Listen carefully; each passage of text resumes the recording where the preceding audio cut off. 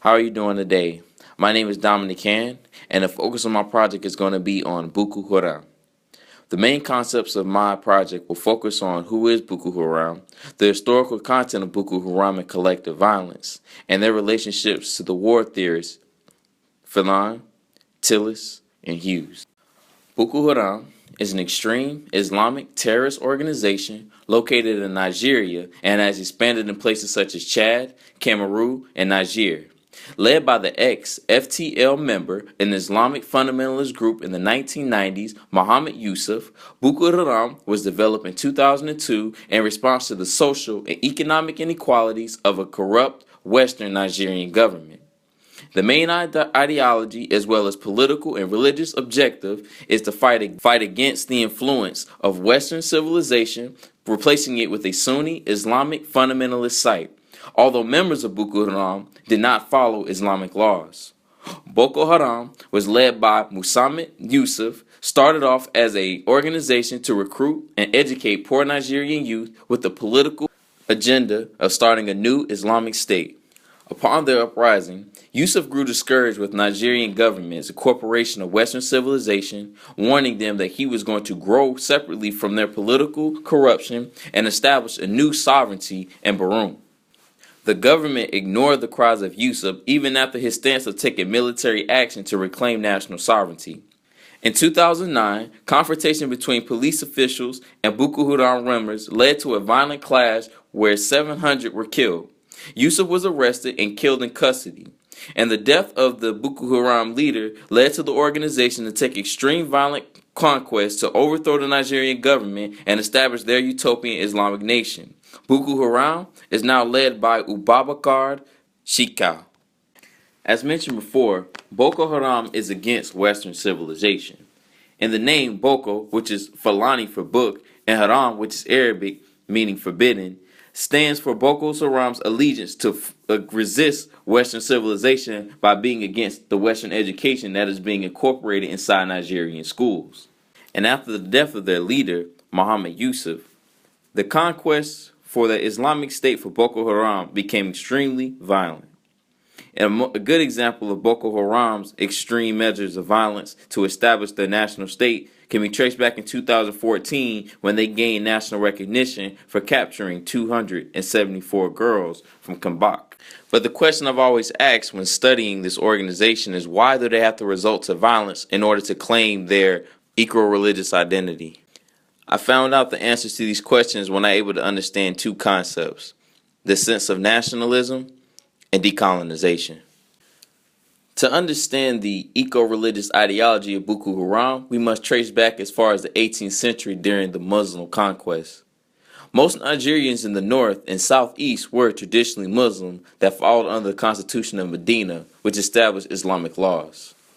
During the colonization of Nigeria in 1903 by the British, there was much indirect rule structured in the north.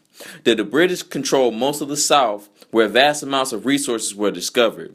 But the British gave northern Muslim Nigerians much control of the north only if they pledged their allegiance to British colonizers. The colonization thus created separation between northern and southern Nigeria, mainly by religious identity. More, the political representation of North and South Nigeria never really established unification even after they won independence in the 1960s from the British. And because of these separations, Nigeria was broken down into three main ethnic groups: the Fulani, the Yoruba, and the Igbo. And in the beginning of the civilization process and the new independence of Nigeria, it was under the rule of military dictators and Igbo leaders. This caused many religious conflict between the Yoruba and the Fulani, who showed an imbalance in the political leadership. This led to a civil war in 1967, where Nigerians have fought against corrupt leaders and military expansion. Millions died during this war that lasted for 3 years. And after the war, the economy seemed to be stabilized. Southern Nigerians, who had access to all the resources due to the post-colonial era, actually attained a lot of wealth and upheld political positions, while Northern Africans were mainly illiterate and suffered from mass poverty. The Igbo, who were Southern Nigerians and mainly of Christian faith, actually made prosperity in the growing Nigerian government, while the North, mainly the Fulani, who were of Muslim faith, actually suffered and began to start riots upon the corrupt leaders, in which they were feeling like they weren't getting enough educational resources, as well as trying to find social mobility. In analyzing Frantz Fanon's The Wretched of the Earth, we can clearly see how the process of decolonization is inherently violent. Of course, we see that there's favoritism within the colonial state, which is South Nigeria, from the British. The British actually obtained oil and petroleum, in which made their economy at the time booming.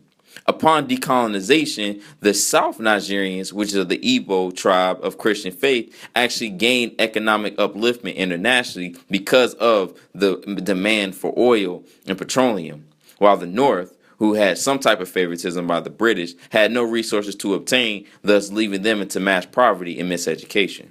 Thus, to combat the impoverished native, violence has to be used in order for him to get liberated. Thus, we see that the Fulani Nigerians, which are of Muslim faith, actually rebelling against the predominant Christian Igbo leadership. And Hughes, who actually does correlate with the philosophy of Fanon, actually talks about decolonization and how ethno-religious wars, social and political reforms, and the militarization of separate groups such as Boko Haram will be necessary in order to complete the process of decolonization. There is also talk in Fanon's theory of class conflict and the relationship with capitalism. Because of the clear economic separation between northern Igbo Christian Nigerians and the southern Fulani Muslim Nigerians, we can see that the South typically has more wealth than the North. And because of these class differences, the consequence of decolonization and corrupt government, the actions of the Fulani Muslim group is to inherently use collective violence in order to reclaim their national freedom, independence, and social status. And upon the uprising of Boko Haram, it's also their ethno-religious ideology in the sense of nationalism. According to Tilly, the Boko Haram sense of nationalism is very state-centered, instrumental, and of course ideological. Because their objective is to oppose anything that comes from Western civilization, mainly education, also collides with the three fundamental factors of nationalism. The first concept is, of course, national separation.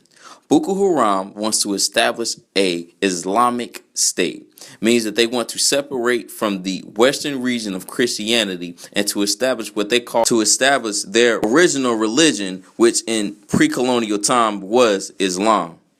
The second point, of course, would be abundance of resources. Because the Fulani tribe in northern Nigeria were lack of resources due to colonization, they seem to want to have a demand from their government resources so they can actually have the economic sovereignty they have to build their political sovereignty.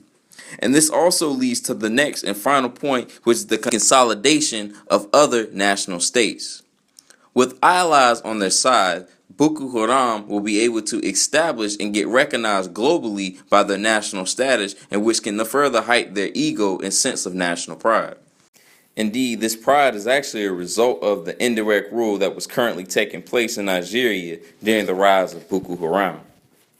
And for Boko Haram to actually have rising and using collective violence as a way to push their agenda for a permanent utopian Islamic state, they would have to destroy mass economic markets established by the Nigerian government and their influence with Western civilization.